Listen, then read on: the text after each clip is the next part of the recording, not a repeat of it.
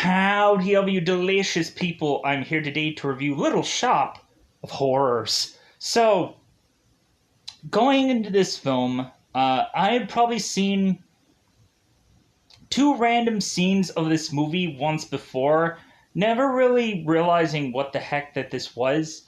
I think one time before, I'd probably got into the very beginning of this movie where I didn't understand what it was. I was like, what is this? Dreamgirls? What's going on here?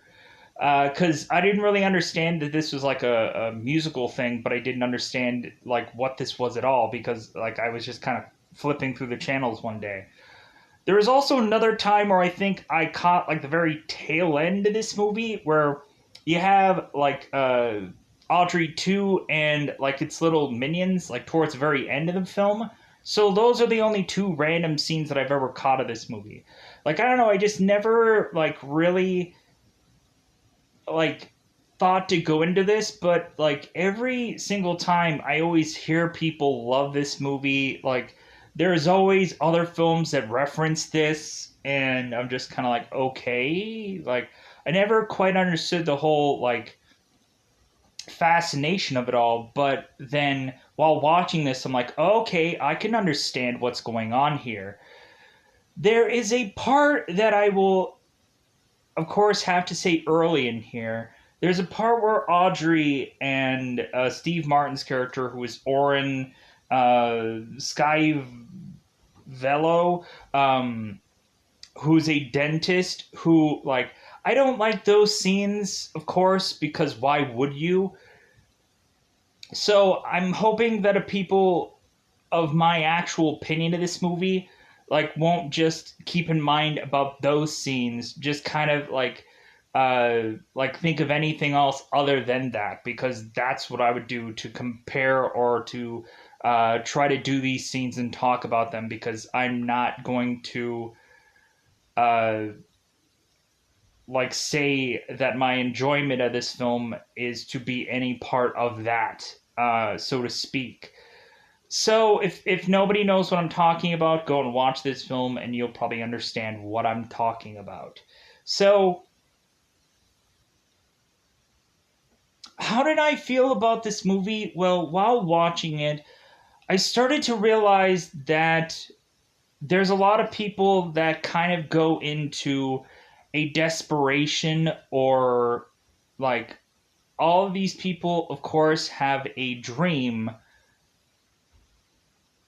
and they go into songs about it. They go into kind of like this troubleshooting of like, well, okay, like I did this, I did that. Like, what else do you want? What do you want from me? Like, do you want do you want your pound of flesh? Do you want your blood? Do you want my blood? What do you want from me? And then all of a sudden we find out that's really what it is.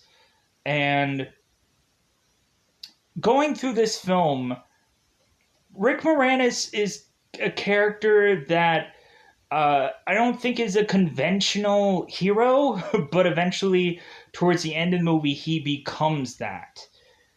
And I think a lot of people have seen Rick Moranis being the Keymaster and and the giant moving floor, and a lot of people probably won't think instantly of Rick Moranis being a hero of this film, because a lot of times he plays like the klutz or the goofy guy. Like he ended up, of course, being in Honey I Shrunk the Kids and like a number of other things.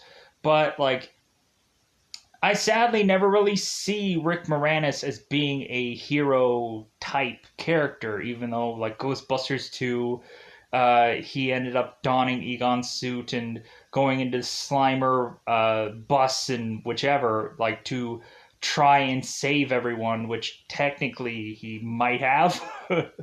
I did it! I'm a Ghostbuster! No, you're not. Like, coincidentally, I think the Ghostbusters did it while you were just there, museum, at the perfect time. So people were just like, oh yeah, he probably did it, right? so, uh, so how overall do I feel about this movie?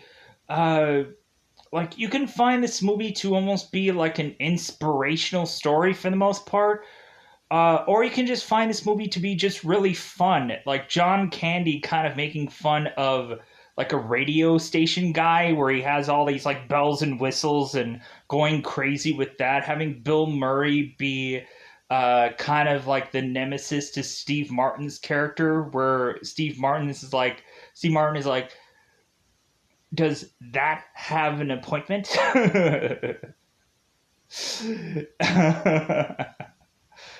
But I had some fun with this movie, uh, where eventually this movie starts to turn into this horror film where all of a sudden all these people are to get consumed, gobbled up, and whatever. And like it's almost kind of like a Wish kind of movie. To me, this is kind of like a Wishmaster kind of film or something where all of a sudden you think everything is going great, but like you don't know exactly at the end of all things what you're really giving up or what is really going to happen at the end until it's too late. What's going to happen when you wish too often? What's going to happen after your third and final wish? What's going to happen? Well, like in a Wishmaster movie, a whole Jinn army is going to come and destroy. Uh, is going to come and destroy everything.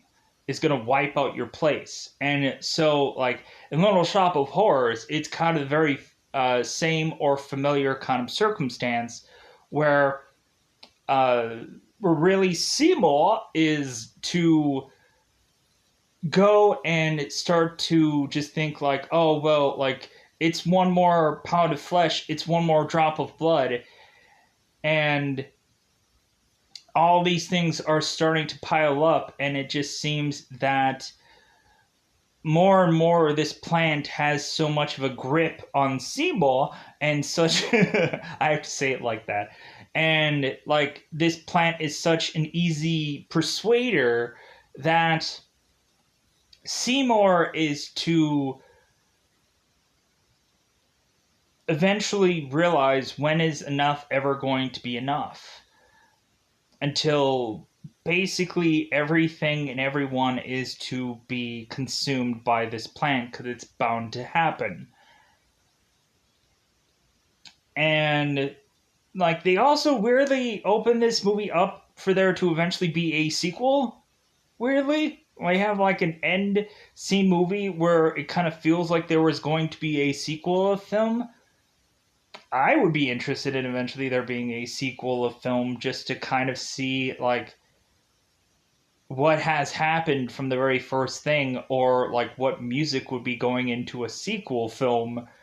I don't know. I think they just kind of went and had fun with it towards the end there. Just be like, meh, like there's probably going to be a sequel. Like if we can come up with the music and come up with all this, like there probably wasn't a plan. It was just a little goofy thing at the end to do. So, but also there was just a weird way of having this like plant thing kind of appear from out of nowhere seemingly. Uh, but also, no offense, it also comes as like a gremlin kind of thing, weirdly. Uh, but anyways, I overall thought this movie was fun. Like the whole Steve Martin bit where he's riding the motorcycle and then he like jumps off the thing and then the motorcycle just stops by itself. I thought that was funny. Like I thought that gag would like never was not funny while watching this film. But yeah, but other than that, like just pure enjoyment of like the music because it really like it's a movie that could quite possibly inspire people, or it could really just be like, yeah, like I feel like I want to have a dream, or I want to uh like I feel like I am in a desperation mode and want to get out of it, and I want to be able to eventually just get further on into where I would love to be. Um, but there is a bunch of hoops to jump through to get there. It's not all of a sudden you can easily come up with a magical plant or a genie of sorts or whatever, and boom, all that stuff happens overnight. That'd be great, but like we always have to be realistic. So, with that said, now that I've talked for too long, let's go into that double five time territory because it's obviously time to go into spoiler time. Spoiler time. It's about the time to spoil this movie. So, I am probably not going to do this in exact specifics. I want to let everybody know that, just in case they're like, I want exact specifics. Give it to me now. Seymour. Feed me, Seymour. God, eventually this plant just gets freaking bigger and bigger and huger and giganticer, and that's not even a worder. That's not even a worder. Like it's so interesting how this thing like is so massive by the end of this movie. I'm like, good God, like why is it that at like one point like Seymour wasn't just like, you know what, like enough is enough. Like I think we've gotten to a point now. Like, did Seymour just get too greedy, or was the plant persuading him to think that all of this stuff was going to go away? Which there wasn't any proof of that. There wasn't anything to tell us that this was going to stop. But I think maybe for Seymour's case, once you get a little touch of like fame, fortune, magic, something uh like that old phrase like power corrupts, or like fortune corrupts, or like uh or all of a sudden like you just think that like, well, one more, and then all of a sudden like you just start to gamble with your life. And that is a way of which this movie plays into. So let's go into it. So the very beginning of this movie is to really have these three ladies singing it out, giving us a little Shop of Horrors intro. We have Crystal, Ronnie, and Chiffon giving us little like little dream girls seemingly opening to this movie, which was kind of cool. But then later on, we end up seeing like these girls kind of walking by, and they're all like tough and like, yeah, like they're all these like confident girls that are like, yeah, like they dropped out of school supposedly, and and yeah, they're all these like, yeah, they're confident, and like I thought that scene was so funny. Cause it was like just go, yeah, like of course these girls who just seem like these like fancy singing girls later on come back, and they're also these like tough girls that are like are on the streets. Anyways, so Seymour is to eventually because this plant store that Mr. Mushkin or Mushnick, there we go, Mushnick, is to put on is to basically be a ghost town. No one comes into this plant store. We just have a consistent montaging scene where everyone is to consistently shift throughout this store and be in different spots. I wonder if they made a game out of it. Just be like, oh, I'll be here, you'll be there. I'll take 5. Okay, you'll be here, I'll be there. Like, have fun with it. And so like this plant store is a ghost town, but the very beginning, Seymour is to be like setting up these plants, and we see this whole shelf that ends up coming down, and we just see Seymour like breaking these pots, and Mr. Mushnick is just like, God, you're destroying my whole inventory, and Audrey is just like, well, hey, Mr. Mushnick.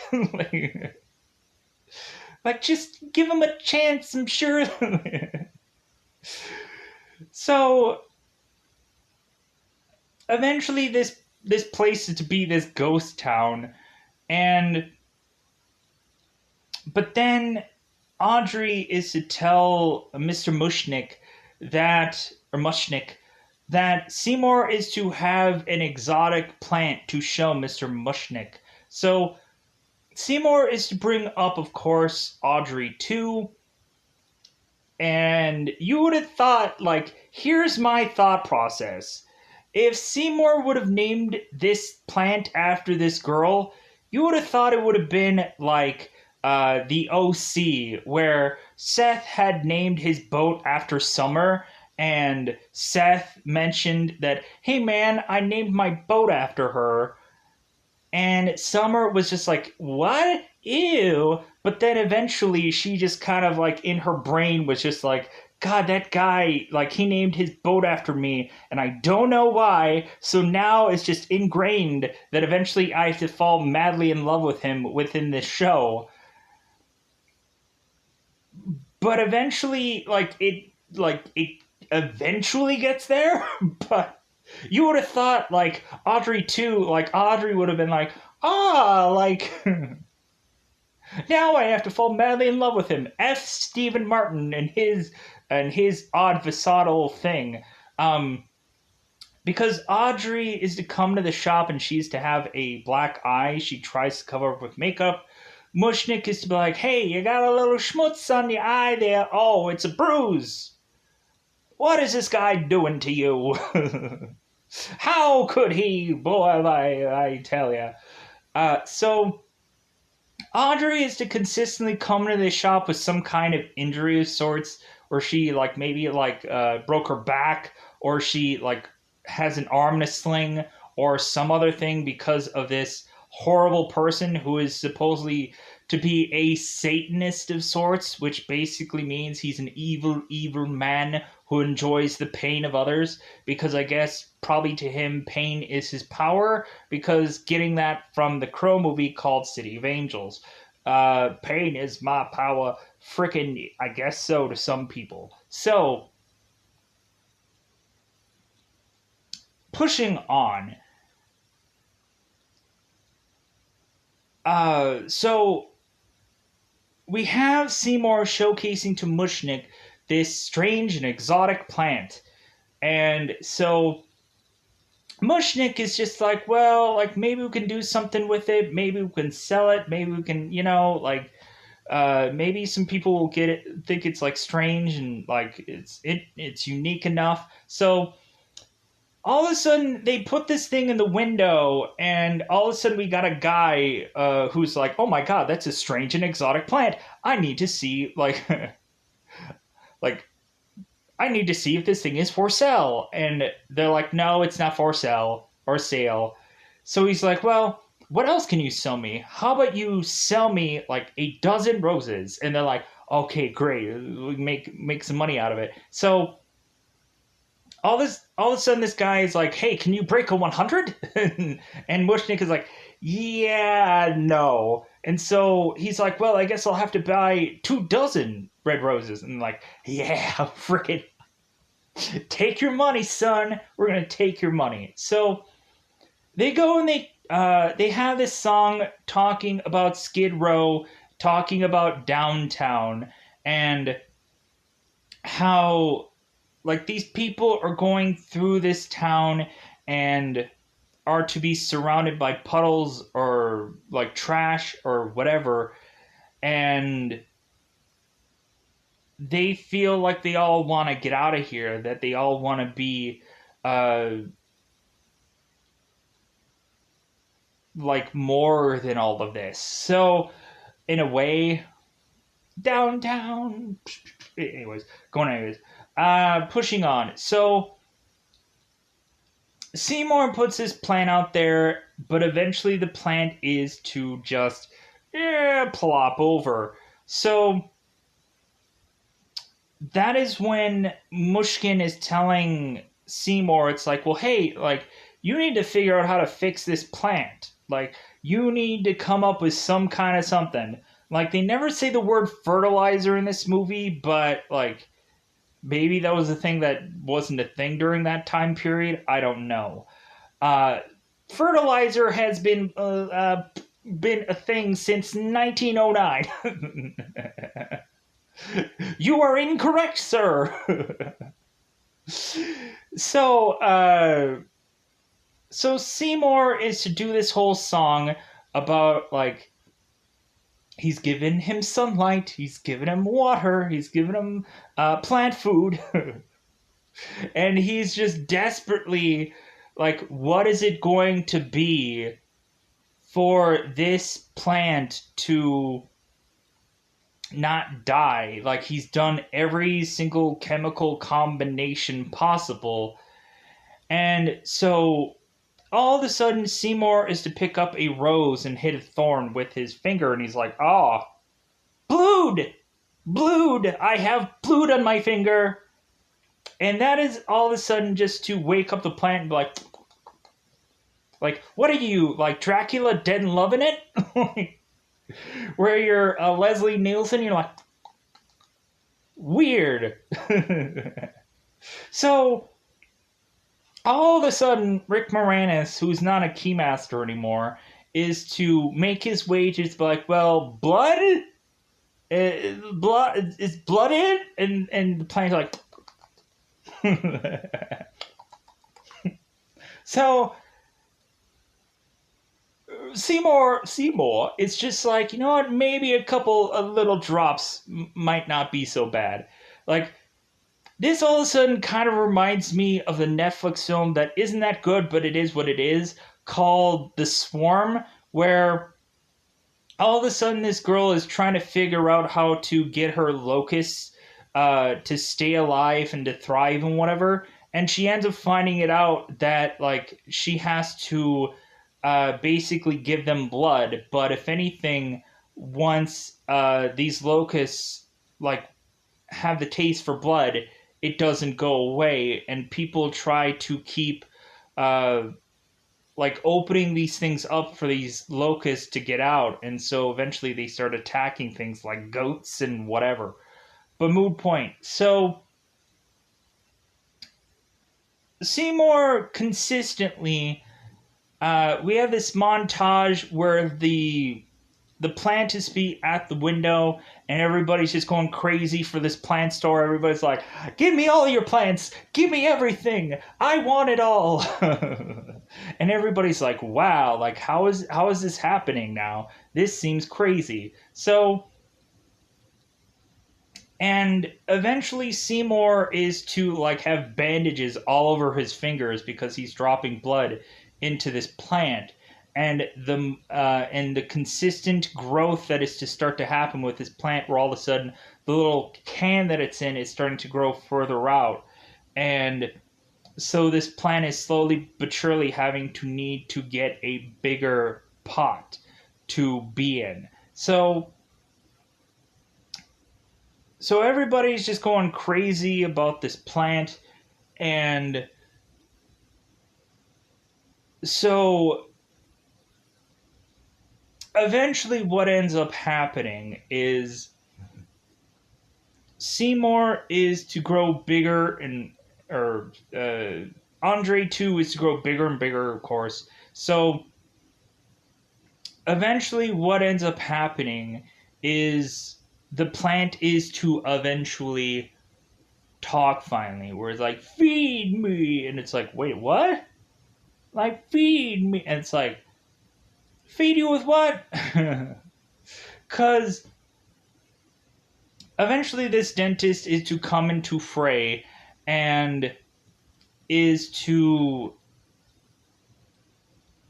just come into frame and basically just demand that Audrey just be with him, and that this doctor is being just very rude to Audrey, and Orwin is just telling like Seymour, it's like, yeah, you gotta put her in her place. It's like, yeah, what a douchebaggery guy. So that is to have Seymour just looking at this guy is like, what a freaking douchebag. So Orwin is to give Seymour his card and say, hey, anytime you need dental work, like it's all on me, it's all in the house. So Seymour goes off with Andre to get to have the handcuffs and have another wild night of probably someone getting hurt or injured because this guy is a sadist. So we now have this whole scene where the doctor is to and Steve Martin is to just be like a an almost kind of copy of like an elvish like character, an elven or Elvis, Elvis like character, but like he's an evil Elvis character that hurts people, and but like you can't not make the comparison that this guy has this kind of Elvis kind of thing to him. So we just consistently see or we just see that uh Orwin goes into his doctor's practice and he goes from like motorcycle guy to then a dentist, and we're like, oh, okay. So like at first we're just thinking that he's just some motorcycle guy that we don't know exactly what he does, and then all of a sudden we just see him transition into being a dentist where I'm like, okay, that seems like an interesting connection. So just Orwin making his way to his office where he's just going to go and drown people with his devices or drill people just for fun or to just put things in people's mouth just to freak them out. Uh, how we have one person who is stuck onto the wall and Steve Martin figures out a way to get this guy to plop down and sit down and to be drowned with water to where he's forced to say ah during the time of which that he is getting doused with water. So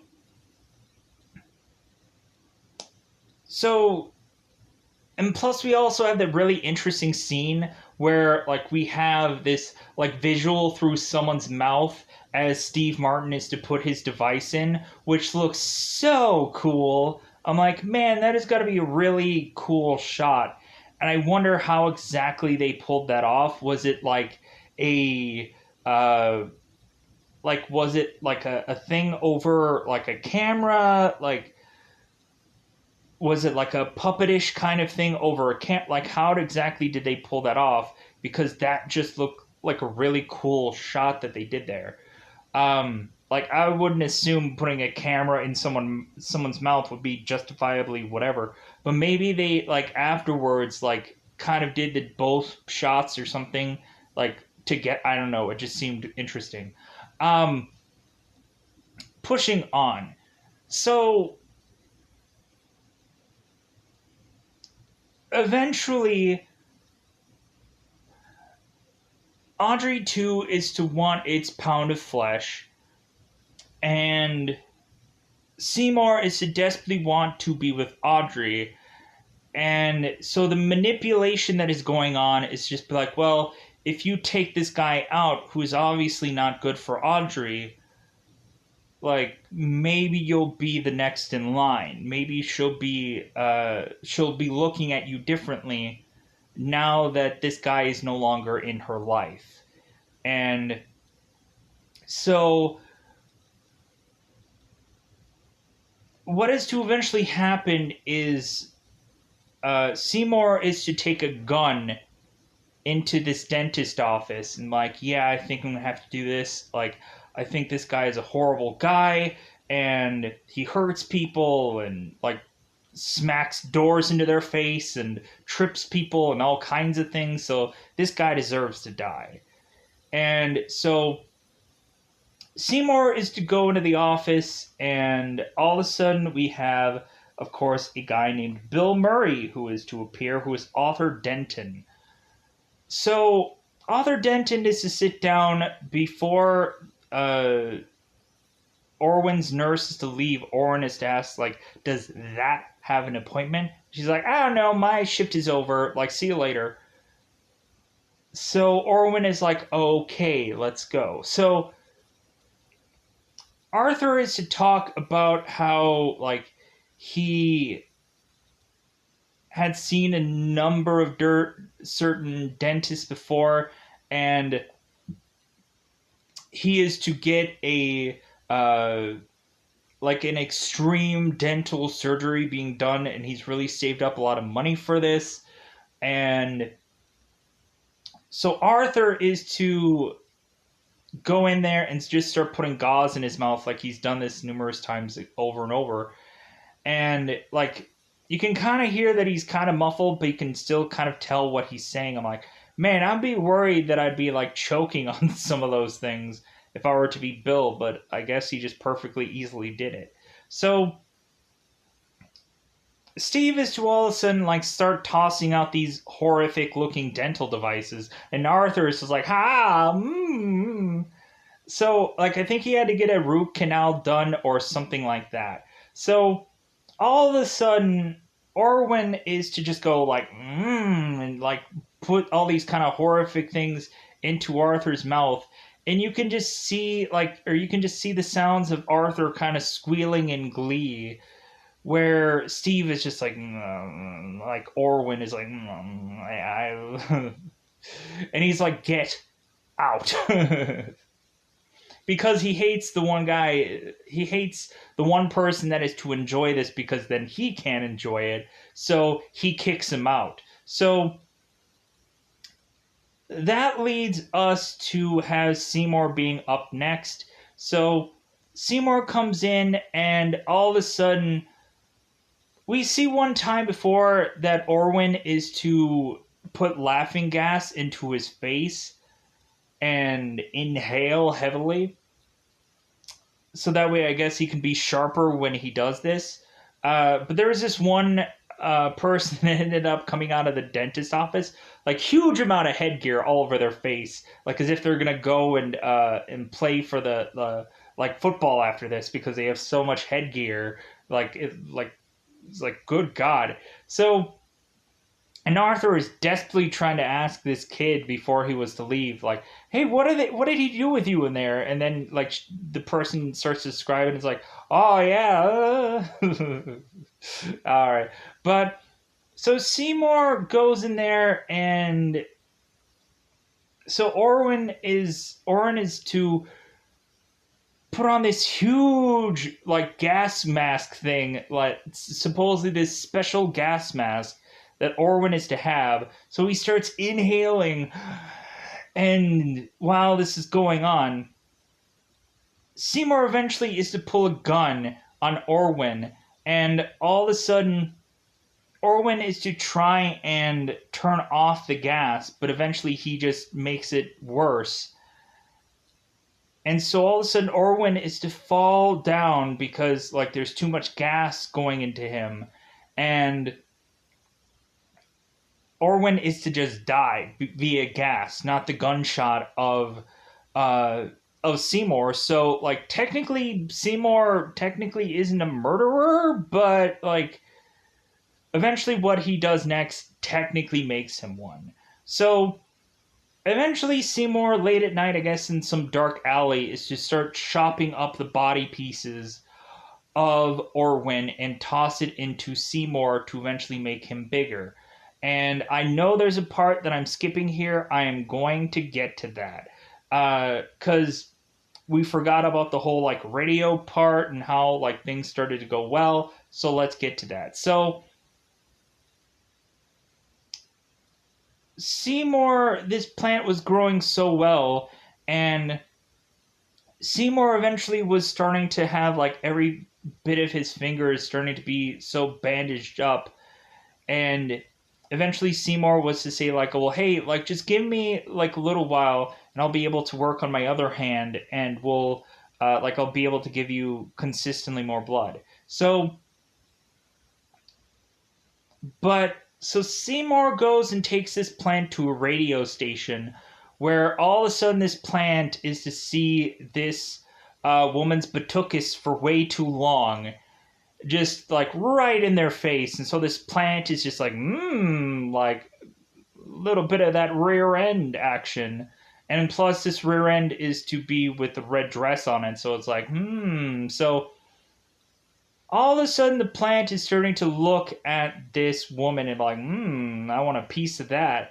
And so Seymour all of a sudden is to grab the plant to push it back to where it won't eat anyone, and goes into the radio station where we just have John Candy, who's like doing all these bells and whistles and pretending that his neck is to be broken, and all of a sudden like someone is to walk in on him cheating with some other woman, and there is to be guns firing off. And so I'm like, what the heck is going on here? Like, this radio station is wild. Like, and I think we have the radio desk jockey, who's to be called Winkleson, who is John Candy, who is, I think, Wild Winkleson, something like that. And so John Candy is doing all of this stuff, and then Rick just comes in, and coincidentally, it's kind of interesting because in the Ghostbusters film, originally John Candy was actually going to be Louis Tully in the original like thing of Ghostbusters, but supposedly John Candy didn't understand what the role was, so or I guess Ivan Reitman just didn't quite like figure out what John Candy was going to do in this film, and so on. So there's a whole like kerfuffle like that. Like eventually, it just led to like them just setting Rick Moranis. Like, he seems easy enough. Like he'll just do whatever we ask. Because I think like John Candy was asking for more things or trying something different because he wanted something new to bring to the table. But like I think Ivan Reitman was just like, no, just do normal you. Don't come in there with dogs. Don't do that. No. So, but it's interesting to see these two people here that at some point in time would have been the same character in some what if universe. So really the question was like about the plant and how it became a plant, and so that leads to the whole origin story of this plant that I didn't focus on. So Seymour was to get this plant, because I'm backpedaling now. Seymour was to get this plant, and they don't do this in this scene, they do it earlier. So Seymour is to mention that he was to go to this Asian man who evidently was to have plants. All of a sudden, Seymour is to not really see any plants that he's interested in, and so he ends up starting to walk off. All of a sudden, bizarrely, planets start to align and things start to happen. All of a sudden, there is to be an eclipse that is to happen on our horizon, and all of a sudden it seems that there is some weird bizarrish light or bolt of lightning or something like that that is to appear this plant seemingly out of nowhere, which all of a sudden Seymour is to look back on this plant and be like, maybe I'll go and maybe I'll buy this thing for like, I think it was like $1.75 or something like that. Or like maybe it was 45, 75. I don't know. It doesn't matter. It was like under $2, which I'm like, man, like escalation. Because if you were to probably buy a plant, I'm sure it'd be like a couple of bucks, probably even more than that. It probably depends on where you go. So, like, yeah, it was a weird, bizarre event. I'm like, this seems like the Robert Redford movie, The Natural, where like lightning is to hit a tree, and so Robert Redford's like, I gotta make a bat out of this tree, and so Robert Redford ends up smacking home runs all the time because of lightning bat tree thing. So check out the Robert Redford movie, The Natural. Pretty amazing film. So pushing along here, let me transition here. Give me a second. But I have a feeling that like someone's going to say, that's not the order the movie goes into. I'm not doing it perfectly in line, but also there's some rebuttal and there's some coming back to that I also have to do, because I feel like I need to like, oh, but I don't want to seem like I forgot this part because it's really kind of fun or whichever to kind of go into this, and it's just kind of a weird eclipse kind of moment that all of a sudden like garners us to see this plant come into formation. But supposedly, this is a plant from outer space. How exactly did that all happen? Like, we didn't get the like. I just recently saw Spider-Man 3. We didn't see this thing like crash land and all of a sudden just start like going and making its way into a plant, and then Seymour's like, I will say that one. Like, it just bizarrely just appears out of some eclipsing moment. Whatever. So Seymour is to again chop up Orwin.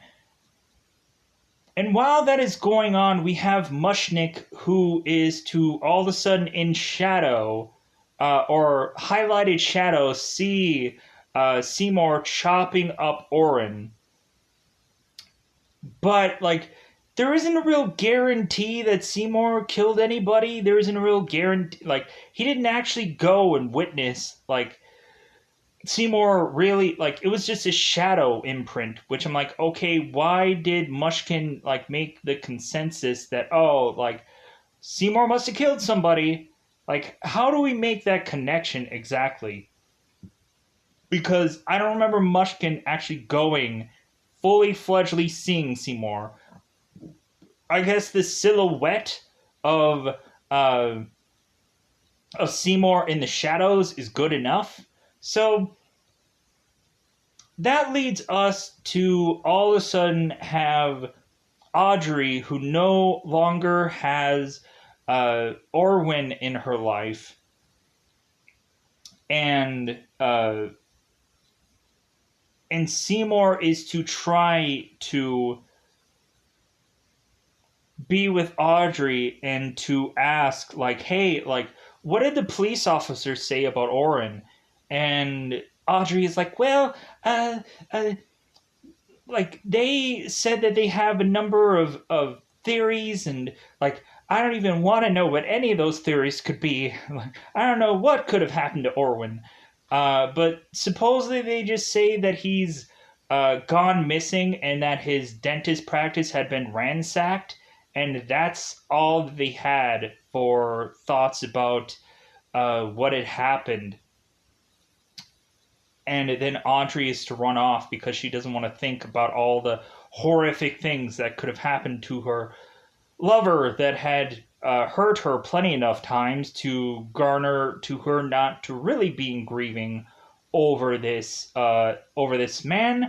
But I don't know. So, but eventually, once the shop continues to do well, Audrey is to all of a sudden just be like, well, maybe there is some potential there with Seymour. Maybe, like, maybe I can finally have my white picket fence life that I wanted. And then we start to go into this song where Audrey is to have this, like, fantasy life where she's to have this white picket fence with Seymour, having 2 kids, and living somewhere that's green because evidently they're living somewhere that's gray. A lot of gray and a lot of like covered walls, if you know what I mean. Just a lot of like holes, and you know what I mean. A lot of everywhere, just all over the walls, all over the ceiling. It's everywhere. Just a home. So Audrey is just having this somewhere that's green song in her head, where she's just imagining all these possible possibilities of her having kind of this I Love Lucy kind of moment with Seymour, where they have these 2 separate beds in the room, but they have 2 kids. Isn't that the old-fashioned kind of twine or tale where, like, you have like a mother and father that have created 2 kids, but they're in separate beds? Because WandaVision would also tell you that too, until they combine the beds together at some point in that show. So,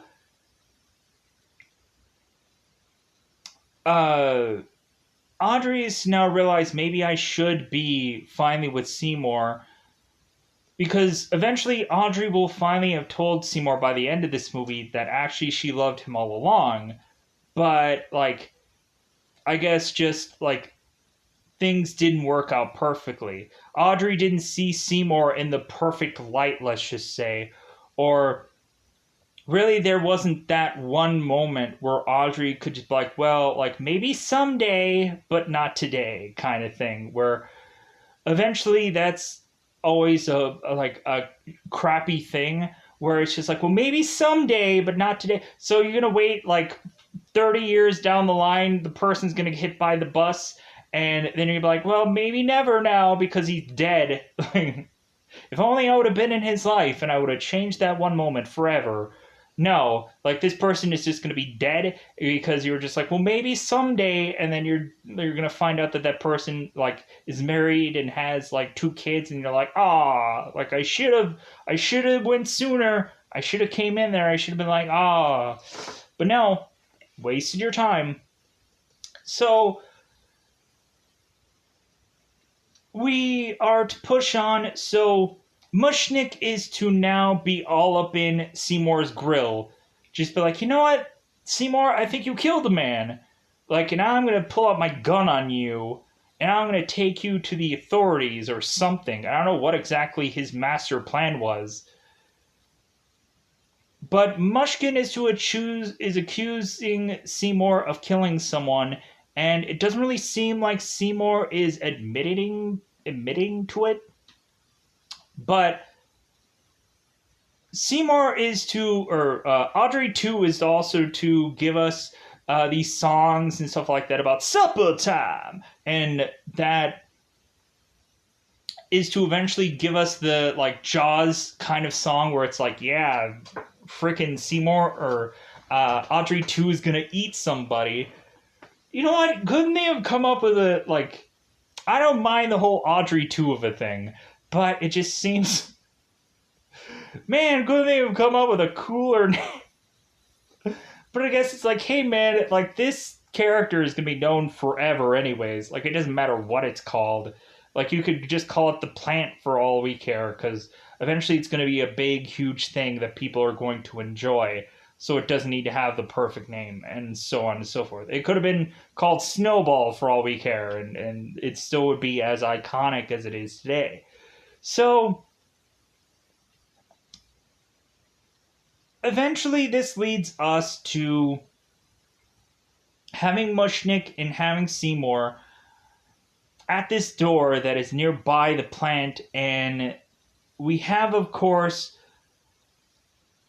Audrey too that is getting ready for the pounce. So Mushnik is to give Seymour an opportunity. Just be like, you know what, like you've almost felt like a son to me, like Seymour, like you know what, maybe I won't turn you in. But here's the thing.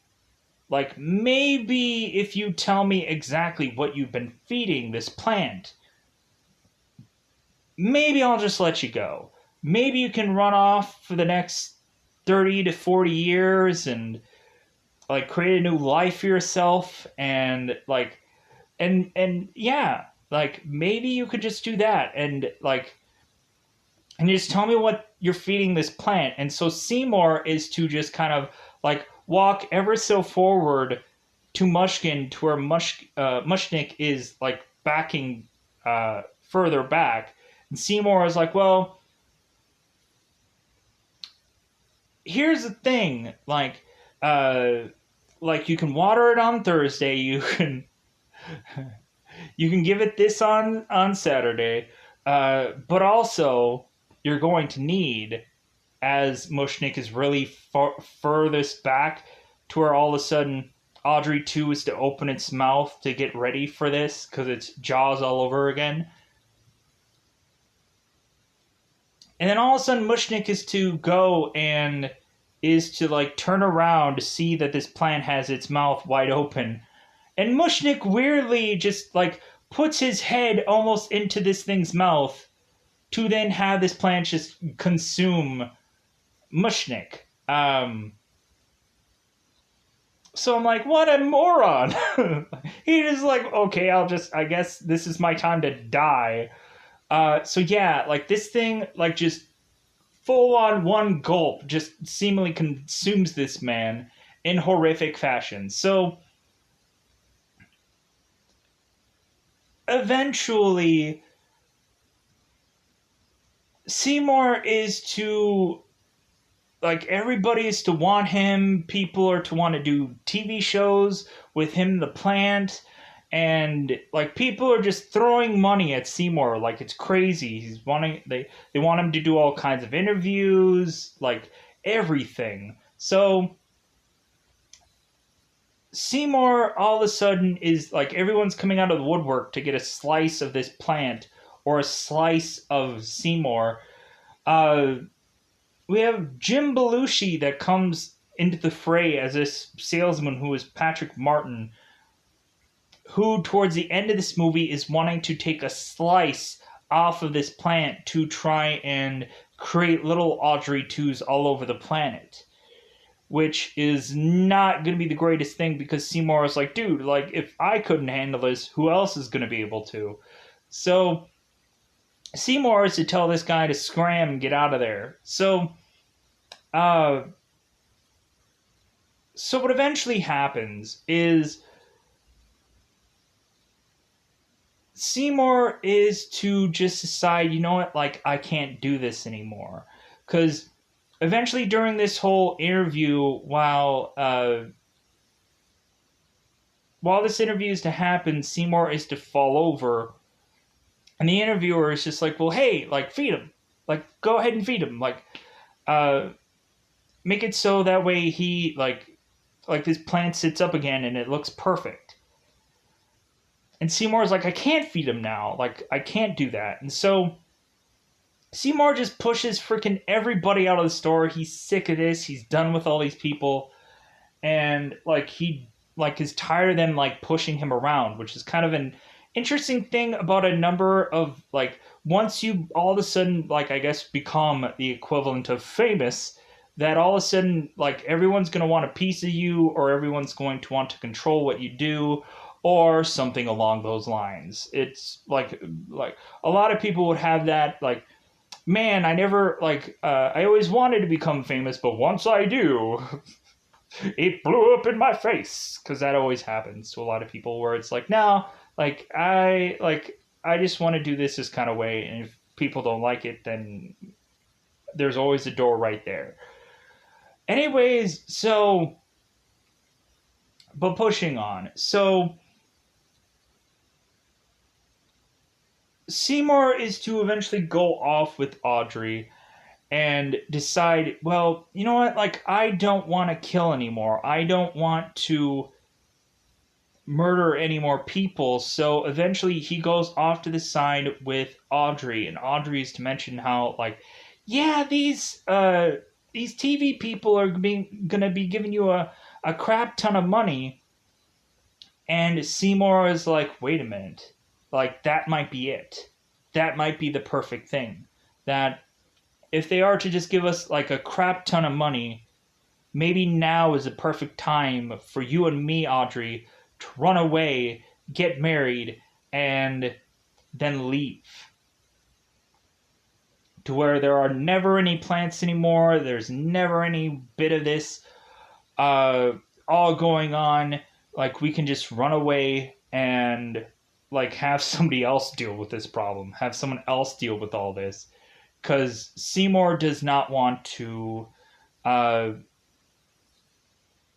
to be what is questionably a bad person, but, like, basically this plant is doing, like, most of the work, but Seymour also dragged that body over to this plant. So technically he is a cooperator of murder, technically.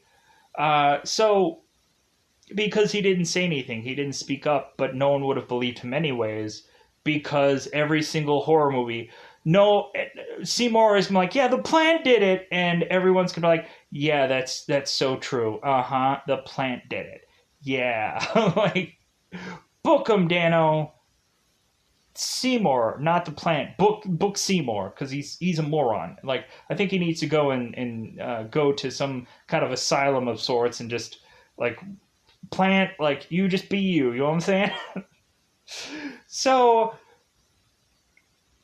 Audrey is a scramble to her home to get her wedding dress on because she's thinking, yeah, we're gonna get married. It's gonna be great. And so Seymour, of course, is to get his wedding clothes on. And the plant is just like, you know what? I have another thing in mind. How about I just go ahead and take some money out of the register, a good old quarter, toss it into this coincidentally phone thing that is right here, and make a call to uh, call up Audrey to have her come over. And so Audrey is to make her way to uh, the plant shop because she doesn't know any better, because someone is to tell her to just come on over. And Audrey is to immediately assume that it's Seymour, but then eventually she ends up coming to this place to realize that it is to be Audrey 2 instead, that actually has its own voice. It's me! So Audrey is to go to this shop and have this conversation with this plant that she's never had before, and it's so weird and wild. And so all of a sudden, we have where in this plant's own way, like, of course we have another situation where it's supper time yet again. So Audrey is to almost get almost halfway consumed by this plant. Seymour is to all of a sudden notice this and try to bizarrely try and grab Audrey before she is to be consumed, which I'm like, wait a minute, like, the way that he's kind of pulling at this body would make me assume that Audrey is just going to be torn in half, and, like, and Rick Moranis is just going to have half of a body, and he's to be like, no! But coincidentally, he, luckily enough, had, like, Audrey, who is full on, like, still alive, but she's been nibbled on. Like, her dress is now torn and whatever. So that leads them to go out of the plant shop to talk things over. And Audrey mentions to Seymour that she's always loved him. And that's when the Jim Belushi character starts running in and be like, hey, like, I'll... if we take little bits of this little thing, we're gonna be able to make, like, tons and tons of money. You're like, go away. No. So we end up having this whole song play out where Audrey 2 is to tell us that it's a plant from outer space.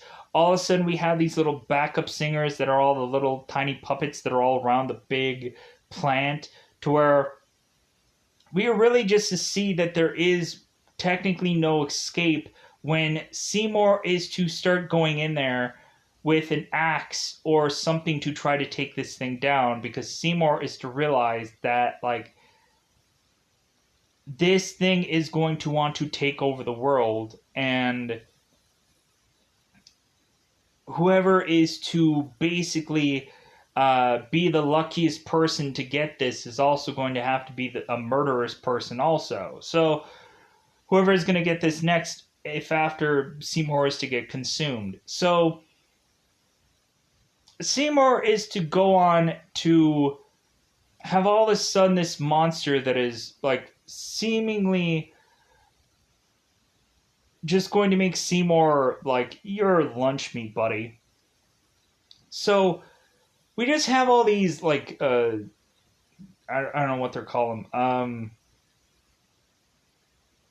don't want to call them branches because that's a piece of wood. There's these vines, let's just say the vines, that start to go and attack, because I don't know plant words. These vines that start attacking Seymour, and start to really give him a limited spot of where he can run to, or where he can like find a place to defend himself. Putting out an axe to swing at this plant really isn't quick enough, or really isn't a way to take this thing down. So Audrey too is to decide that, like, hey, I'm gonna get out of here one way or the other, whether you want it to or not. So Audrey too decides to basically just take this whole house down and have it just crumble upon Seymour, and that will probably lead to Seymour's death, where Audrey 2 can go out of its way to now create world domination with its own song in mind. So all of a sudden, this plant shop just starts falling down upon Seymour, and we are to assume that he's dead, right? But then all of a sudden, Seymour is to get back up, grab this electrical cord that ended up getting ripped out of sorts. So Seymour is to grab this thing and is to put it into Audrey 2, and this plant getting electrified so much is to have bizarrely like fireworks this thing out, where like the plant is to all of a sudden just be like this weird fireworks show that is happening in this shop. Weirdly, like you would have thought that this thing would have burnt up, or probably would have just like been any number of things. That I'm like, wait a minute, did they want to keep Audrey 2 in some museum somewhere? Like, did they not actually want to like show the destruction of this thing? So because eventually it wouldn't have looked that well in screen. Like, were they trying to save this stuff for some reason? I don't know. I don't quite understand. Uh, but I don't think they could have probably actually destroyed the thing and made it look good on camera. So we just get weird fireworks display when this thing is to get destroyed. So really much after that, we are to have both Seymour and Audrey to eventually just run off. And I guess because of the insurance money of this store, because maybe Mushnik left everything to Seymour, I'm assuming, because no one else came in and like, well, I'm the new shop owner because I have now the last name of Mushnik, and I am now owner of Plant Shop, and I'm going to sell this bad boy off. Like that never came up. Like, are we just to naturally assume Mushnik is to be the last descendant of his thing, so they just gave it to Seymour just because it's like, hey man, you're the famous guy, right? Everybody just loves you for some weird, bizarre reason. Like, he's on like covers of magazines and all kinds of places, so I guess like just give it to him. Like he should be, I guess, rich enough from all the plants and stuff that he's sold over time. So the very tail end of this movie is to have both Audrey and Seymour running off to their dream home that Audrey is to have the dream of, coincidentally, as if they had the like her dream became reality weirdly. So both Audrey and Seymour run into their home. All of a sudden, we are to see at the very tail end of this that we see a different variation of Audrey 3. To smile at the end of this movie to just say, hey, there might be a sequel in mind. Or no, there isn't going to be, but hey, it's funny, right? That there technically could ever be one. Maybe decades later. But, so yeah, with that said, this review probably wasn't perfect, but oh well. I'm sure there's a number of songs that people are going to say, hey, you didn't say this song, or you didn't mention this thing, or you didn't go further into, like there was this one cool spot where, the girls in the very beginning of this movie, like it was interesting to see that rain spot where the three girls were all singing. Crystal Renette and Chiffon, where they're kind of just like dancing and singing. All of a sudden, there's like rain coming down, and I'm like, wait a minute. I'm like, how is it that like perfectly aligned where they haven't got one drop of water on them? How is that happening? Did they like perfectly do the sprinkler system or whatever that they used for this fake rain, obviously, because it came down too quickly? How is it all of a sudden that these people are completely missing all of these things of rain, making their way into this little shop thing, still not being wet?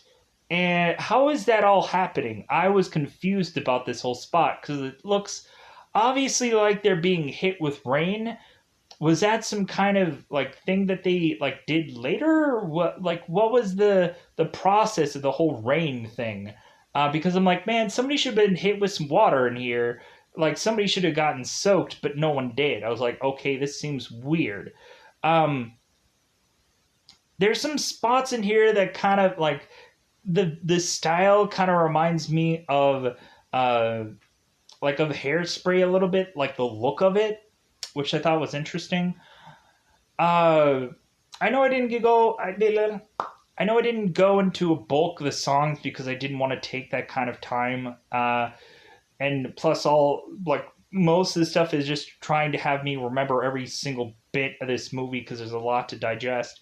But uh, but yeah, like overall, I enjoyed this movie. I would probably say it's probably into the good range of a film. Um, like just because I have like a middle kind of thought of it, like I'm not gonna say like, oh my god, this movie just blew me away, but like I thought that this movie like had some fun parts of it. Like I haven't seen like musicals in I don't know how long. Like I ended up watching some movie called I think Anna and the Apocalypse, where uh, there is to be like a zombie apocalypse musical, weirdly. And so like that was like I think the last musical movie that I ever really saw that I think I remembered actually seeing. So with that said, I'm gonna get out of here. I'm also trying to think of any last crevice of something that I forgot about because I know it's going to happen. Um, but anyways, I think I'm gonna get out of here. I feel good enough about this review that I don't want to have to like backpedal over anything because I think I went back and covered things, or uh, which is bound to happen. So this review kind of was all over the place, but I wanted to try to like oh my god, was there anything I forgot? Was there was there a lot? But I'm gonna get the heck out of here. Bye, everybody. Bye, everybody.